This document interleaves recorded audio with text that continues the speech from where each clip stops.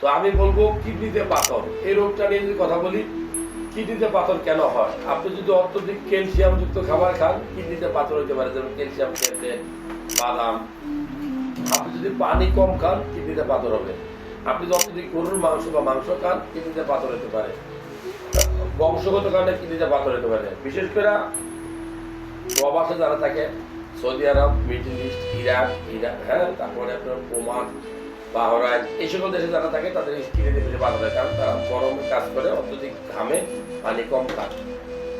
Oxalate দুর্ধর্ষ খাবার আছে, যেমন কচু শাক, পুঁই শাক, পালং শাক, তারপরে গাজর, মাশরুম, এগুলো বেশি খেলেও অক্সালেট থেকে অক্সালেট পাথর হতে পারে। কিডনিতে পাথর হলে কি টেস্ট করবেন? একটা আল্ট্রাসোনোগ্রাম করবেন। একটা আল্ট্রাসোনোগ্রাম করলে কিন্তু আপনি বুঝতে পারবেন আপনার কিডনিতে পাথর আছে কিনা। এছাড়া আইভিইউ এক্স রে করতে পারেন, এক্স রে কেউবি করতে পারেন, নন কন্ট্রাস্ট সিটি স্ক্যান করতে পারেন। পাথর হলে কি করবেন?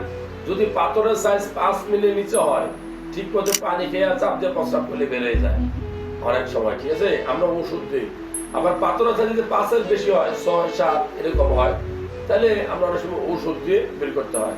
তবে 8 মিলির উপরে গেলে ওষুধে কাজ হয় না। এটা আমরা বলি যে আপনি মেশিন দিয়ে ক্রাশ করে অথবা একটা ফোঁটা করে বের করে নিয়ে আসবেন।